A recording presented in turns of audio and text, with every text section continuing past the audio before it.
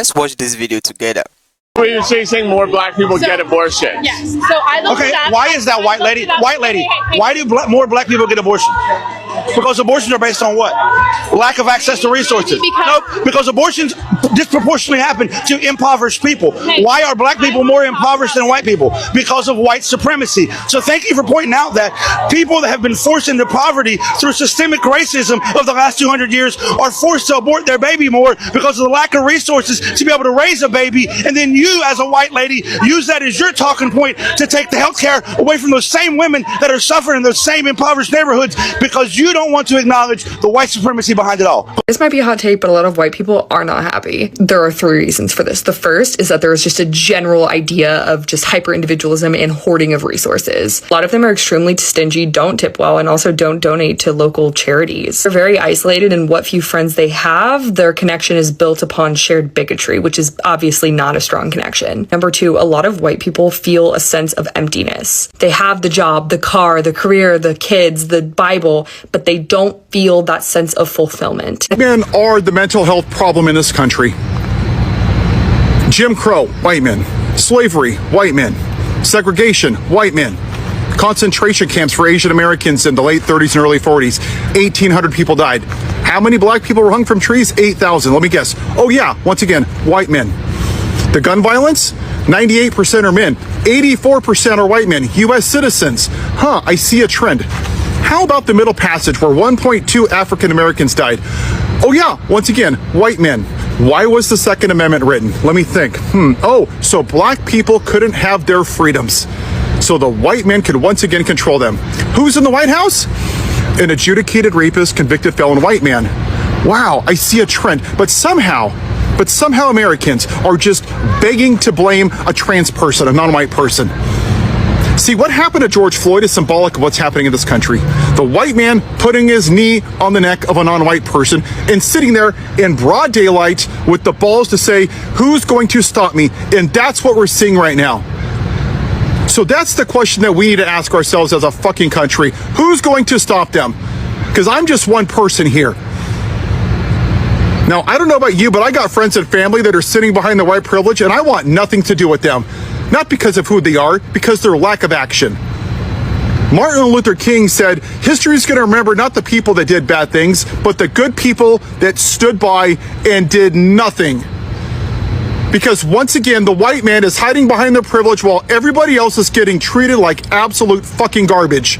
Because it doesn't affect me. You don't even want to go on a general strike to stop fascism. Oh, I can't work. Oh, I got a job. White man is the mental health crisis in the United States of America. It has been since day one. America chose, and it chose white supremacy, fascism, and authoritarian rule. It chose the subjugation of women, gays, immigrants, in service of white supremacy, and in service of one man. Really, because we've decided with this election to put one man outside the bounds of the rule of law. And it's going to be way worse this time. Because you just rewarded a criminal conman grifter whose back was against the ropes and who's seen no repercussions for any of his criminal acts or acts of revenge against his perceived enemies.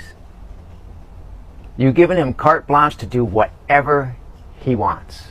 Alright guys, so welcome back to the channel, and I'm still your host George. Alright, so we're going to be looking at the fact that if you followed me for a very long time now, you will see that each time that I talk, I usually mention the fact that the very fact that one particular set of people have decided to be racist doesn't mean the entire people are racist. I've been stating that in a lot of my videos, you see, because it is the truth. There are majority of people that doesn't support the fact that some people are actually using your skin color to attack others. There are white folks that doesn't support that. There are white folks that stand with black people, and I love such. And it also amazes me and excites me that a lot of white people will come out defending the black people. telling some of the other white guys that they are wrong. This is not how you should treat these black people. It is something amazing, and it's something that excites me. It is something that excites me because the white people that we have always known are people that are very racist.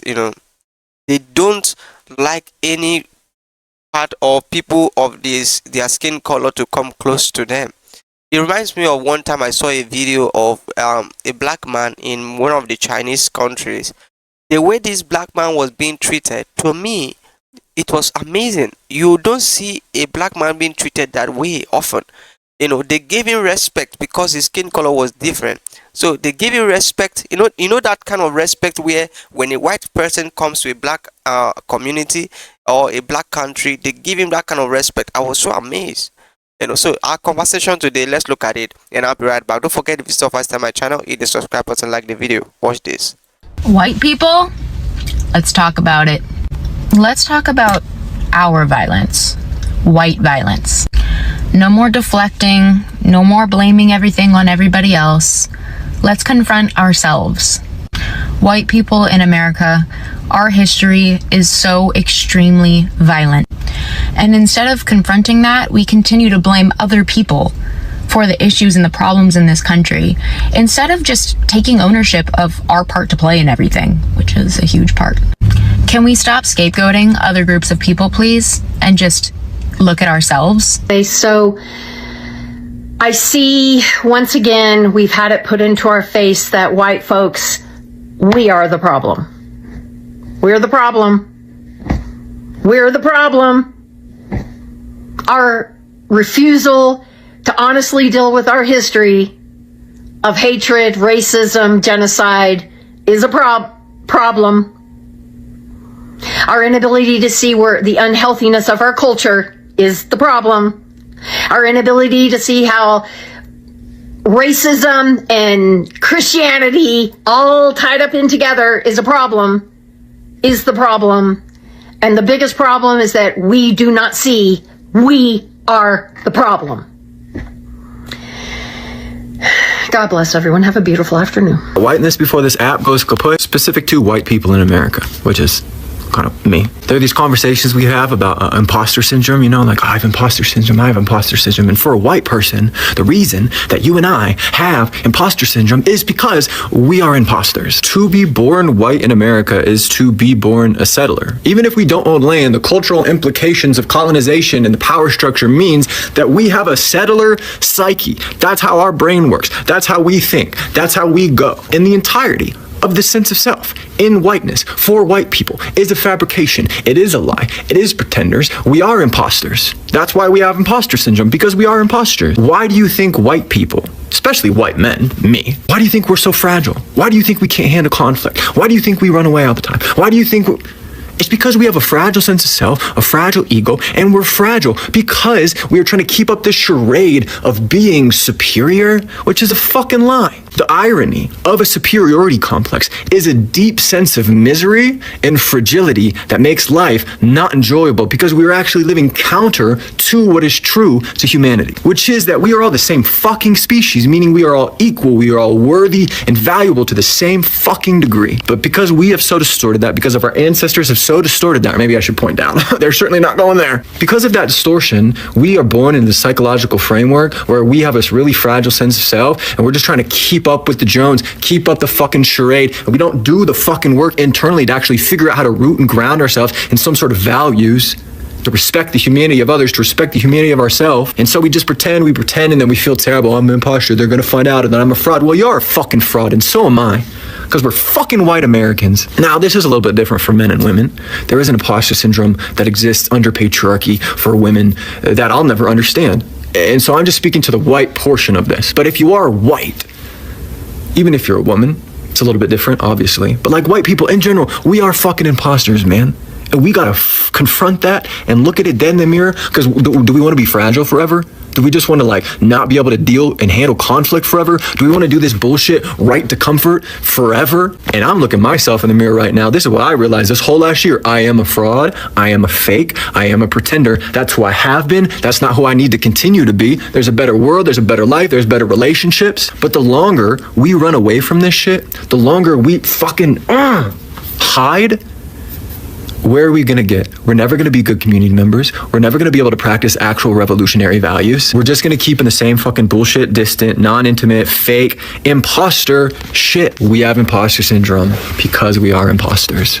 White people have done every single thing in our power to make black people feel less than, to feel worthless, to feel inferior, and you didn't. We failed. We failed in that. We enslaved you, we beat you, we bred you, we treated you worse than cattle. We did everything that we could in order to make the black person in this country feel inferior. And you are still here and you influence everything. Every single day is influenced by a black person in some way. Music is influenced by black people. Fashion is influenced. The way we speak is influenced. Every single thing that is American culture has been influenced by Black American. So as a white person, if your people have spent hundreds of years telling you that these other people are worth less than you, you're going to be fucking annoyed when they don't act the way that you've been told that they should fucking act, right? That's their mentality. That is what their mentality is. They've been told their entire lives that black people are inferior. And so when you don't act that way, it enrages them. And that is it. It's jealousy.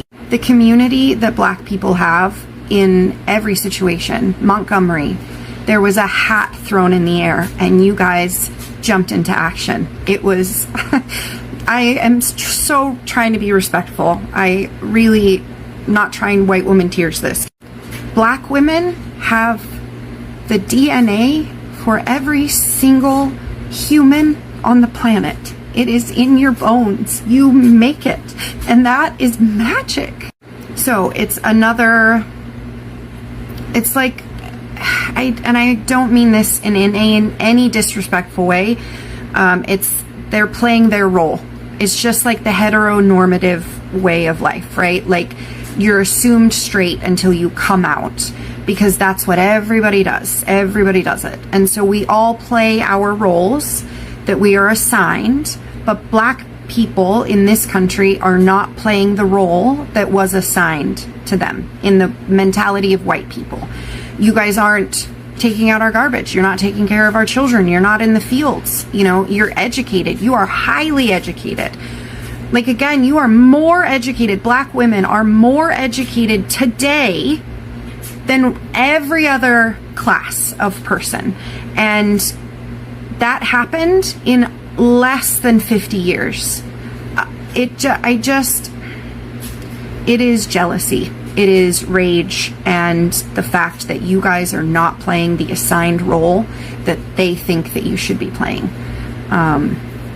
So I hope that this was respectful. And there's a huge difference between being not racist and anti-racist. Growing up as a white person, I was not racist. I didn't say the N-word, but I also was terrified to participate in any sort of discussion about race. I sort of just stayed out of it, right? I was like, this isn't a problem I contribute to, but it's also not going to be a problem that I help put an end to, I guess. Then I went to college at Brown, and that's where I learned that not being racist is in its own way contributing to racism. Because if you are too scared as a white person to call out the racism of other people or to critically examine your own biases, especially your implicit ones, that is still a contributing factor to the problem. And that's why I now make the content that I do, because I'm thinking back to all of these things that I heard as a child and I'm seeing my entire life in a new light. Like, wow, this family was quite racist, this friend was racist, all these things that the people I went to high school with that they did, sort of critically examining it as well as my own biases. So if you are someone who continues to insist that you're not racist,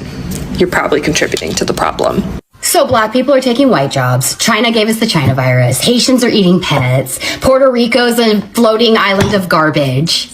What the fuck are white people besides gigantic pieces?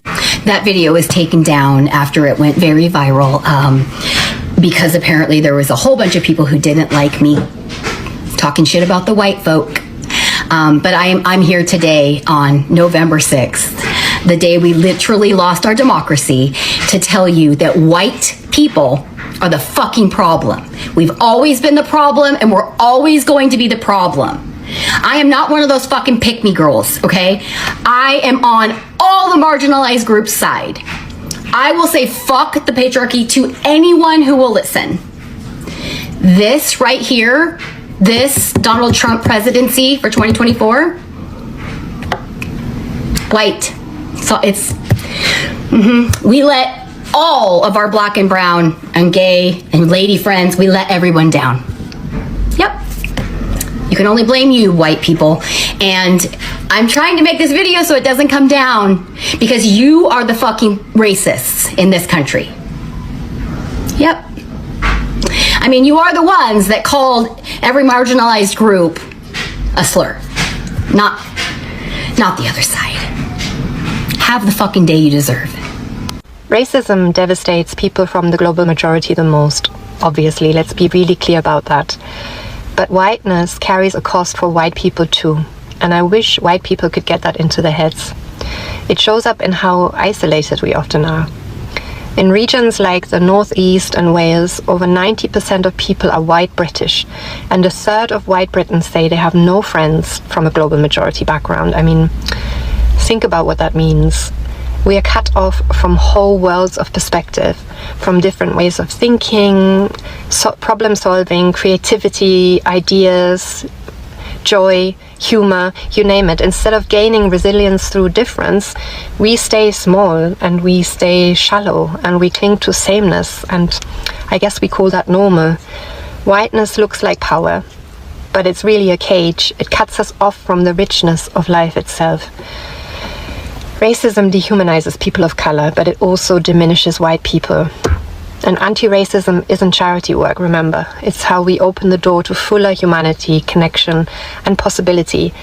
I mean, it would be great if we did this out of the goodness of our hearts and for the sake of justice. But if that feels like too much to ask, do it for selfish reasons. Do it because your life will be richer, deeper, funnier, and better if you do.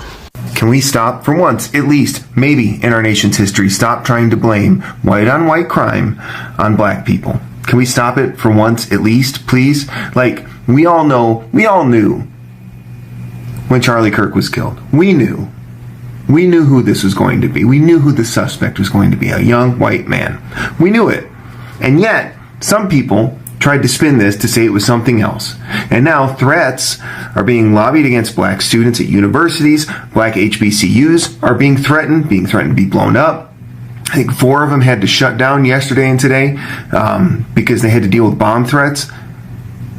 It was never them. It's never been the black community. We always blame anybody else but ourselves. But the call is coming from inside the house. We are the problem. White on white crime, we are the problem. We have always been the problem. So let's, for once, stop trying to blame somebody else and look inward and try to address the actual problems that we are the ones creating upon ourselves. I cannot wait for the comments on this one, but white people, we are gross, and I just learned yet another reason why. So my 3-year-old son is in nursery school, right? And we got an email the other day that said that there was lice happening at the school. Gross. So I follow the links to like the CDC page on head lice, and I of course buy all the products and get the knit comb and all the things, and I'm studying the information on the CDC page when what to my wondering eyes should I come across but the little fun fact that African American communities experience less lice than white people.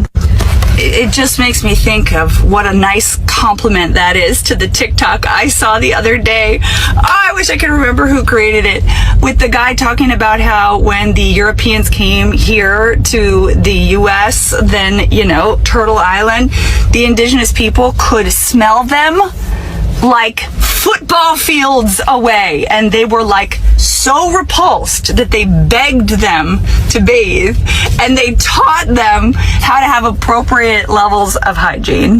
And they say white people have no culture. It's in our blood. We're disgusting. You don't think white women have been conned to the most by patriarchy? Explain this. 92% of black women voted for Kamala Harris, and only 47% of white women did.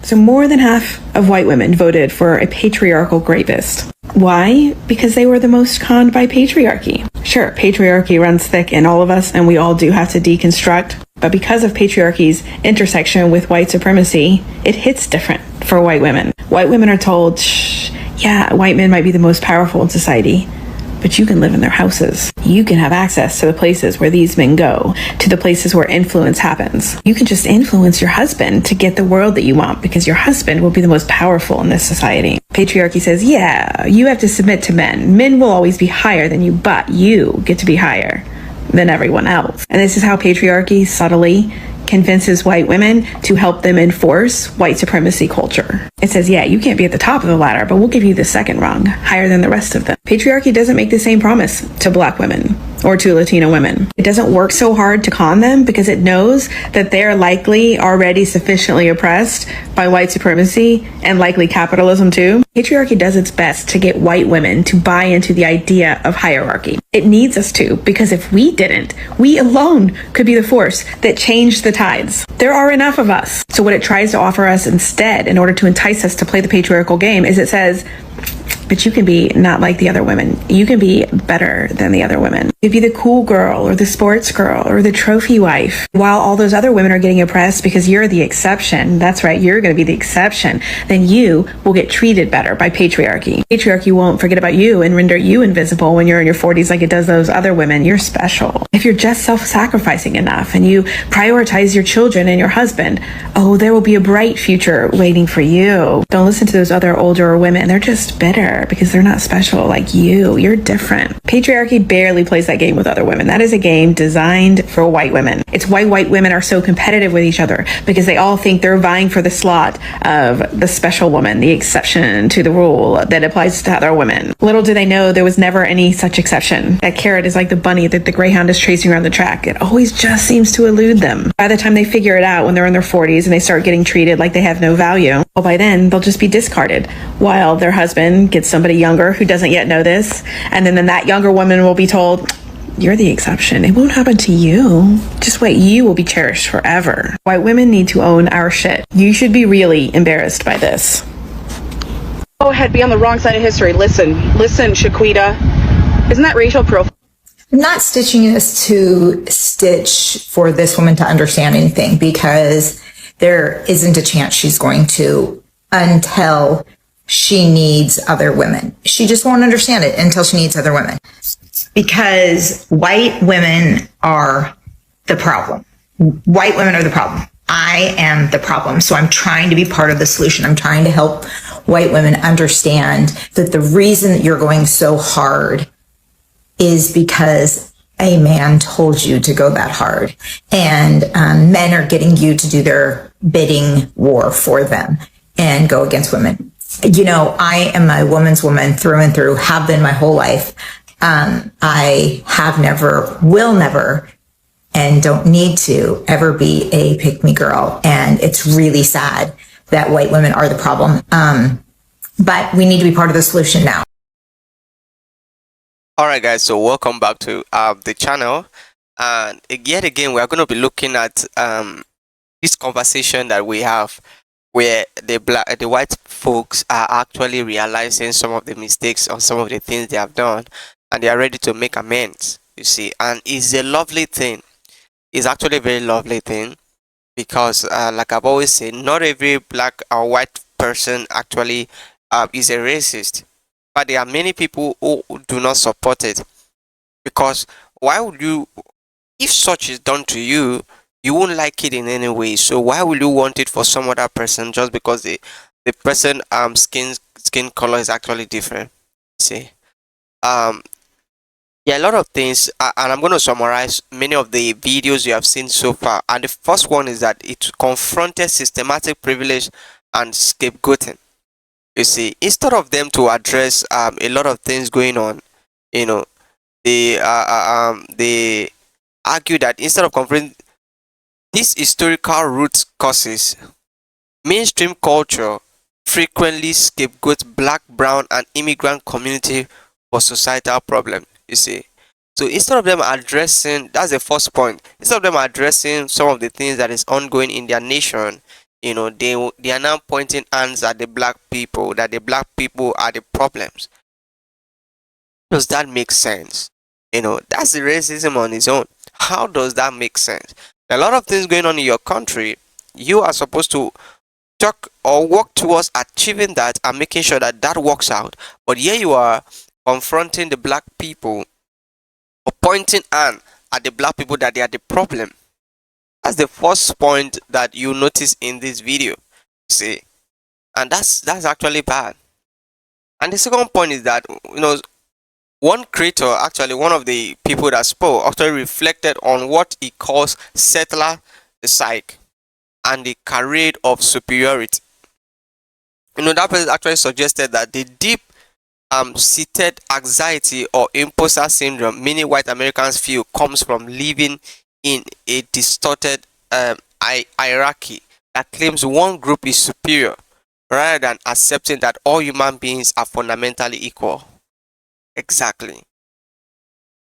They don't want to accept this. They don't want to live with the fact that when black people are there, they should accept it and everybody lives like that. They don't want to accept it. No. They have this mindset that I'm white, so black are supposed to be under me. People live like that. Why do people think like that? And thoughts like that only comes many times through training, because many of them, while growing up, this was what they were trained to know. This was what they were trained to believe. But until a generation that will believe that this is not how to treat people, comes out, it will always be like this. I remember one time I saw a video, which I even wanted to post that video, but YouTube community guidelines didn't allow that, where a little boy, schoolboy, was being bullied. And the schoolboy was constantly being bullied by this white guy. He couldn't do anything. People were even passing by, but the boy couldn't do anything. The black schoolboy couldn't do anything. I was so unsettled in my heart watching such a video. I mean, this could only happen because that is what the child or the white guy that white schoolboy was being trained to do, or trained to believe that black people are meant to serve, are meant to be under them. No, it's not supposed to be so. One of the points was also that while racism devastates communities of color, it also harms white people by keeping them isolated in homogeneous bubbles. By cutting themselves off from diverse perspectives, people stay emotionally shallow and guarded, missing out on the fuller richness of human connection.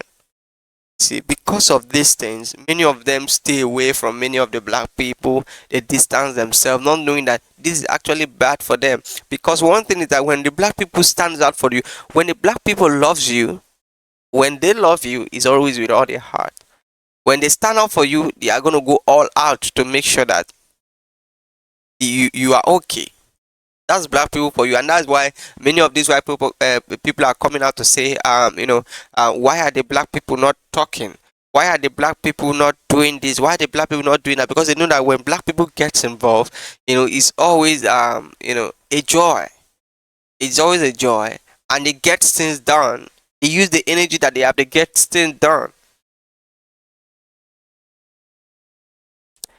All right, so these are some of the points, and you can agree with me that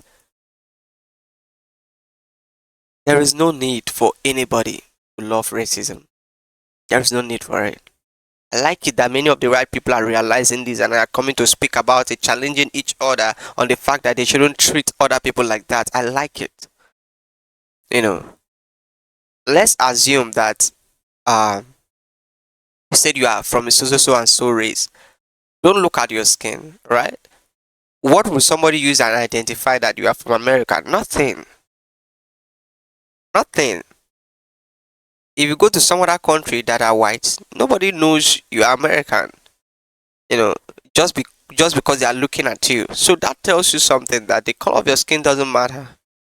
Alright? But these white folks never learn, you see. They never learn. But I like the fact that a lot of them are coming out and are defending the black people and also standing up for them. Thank you so much for watching today's video. I look forward to seeing my next video. For those of you coming new to my channel, hit the subscribe button, like the video. I would really love to see my next video. I want to thank those of you that are supporting me. I mean, we are currently in about, I think, 2,200 subscribers. I look forward to us growing these subscribers to higher. So if you watch up to this point, do well to hit the subscribe button. See you in my next video. Bye.